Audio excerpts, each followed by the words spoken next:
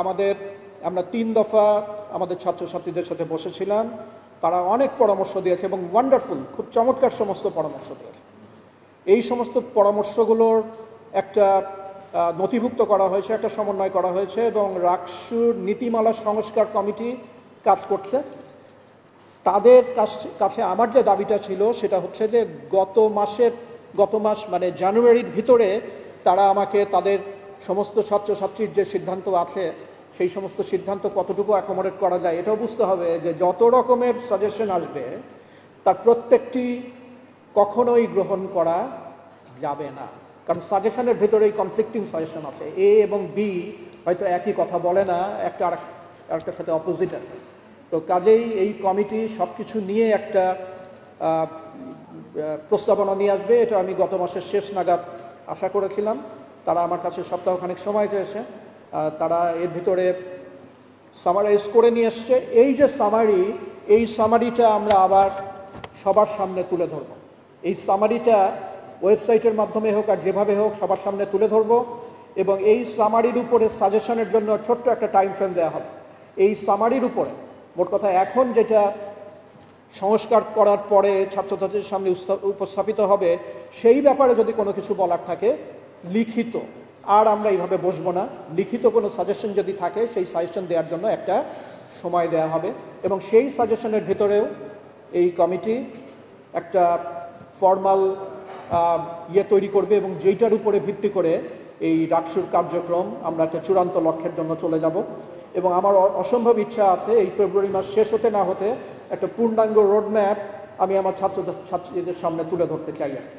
তো আমি আশা করছি যে এই পূর্ণাঙ্গ রোডম্যাপটা এই ফেব্রুয়ারি মাসে আমরা ইনশাআল্লাহ পেয়ে যাব।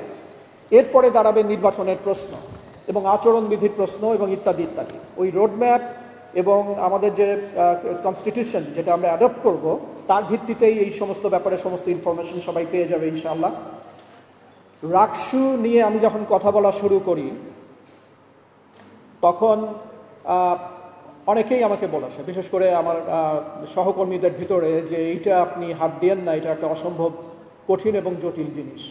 আমার মনে হয় এটা সদিচ্ছা এবং গণতন্ত্রের প্রতি যে কমিটমেন্ট, এই দুটো জিনিস যদি থাকে আমার মনে হয় না এটা এতখানি কঠিন জিনিস।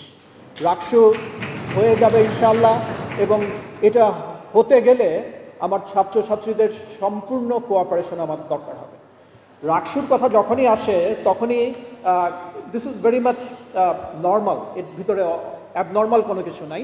রাকসুর কথা আসলেই ছাত্রছাত্রী এবং শিক্ষক এবং রাজনীতি যারা করেন তারা সবাই কাগজ কলম নিয়ে বসে যান যে কে জিতবে। আমার তরফ থেকে I don't give it a damn, কে জিতবে এটা আমার দেখার বিষয় নয়। যাকে আমার ছাত্রছাত্রীরা ভোট দেবে সে জিতবে এবং আমি শুধু এই ক্ষেত্রটুকুই তৈরি করে দিতে চাই যেন এই বিশ্ববিদ্যালয়ের ছাত্রছাত্রীরা নির্ভয়ে with all fairness level playing ফিল্ডে তারা তাদের গণতান্ত্রিক যে রাইট সেটা চর্চা করতে পারে। এর বাইরে আর কোনো কিছুই আমার দেখার নেই। তোমরা যদি গুড লিডার ইলেক্ট করো তোমাদের কৃতিত্ব, তোমাদের লিডার যদি তোমরা ইলেক্ট করার পরে দেখা যায় যে না খুব সুবিধার না, তার দায়িত্ব তোমার। আমার এ ব্যাপারে কিচ্ছু দেখার নেই। আমি শুধু এই পরিবেশটুকু এবং এই সুযোগটুকু সৃষ্টি করে দিতে চাই এবং তারপরে রাকসু তার নিজের গতিতে রান করবে আর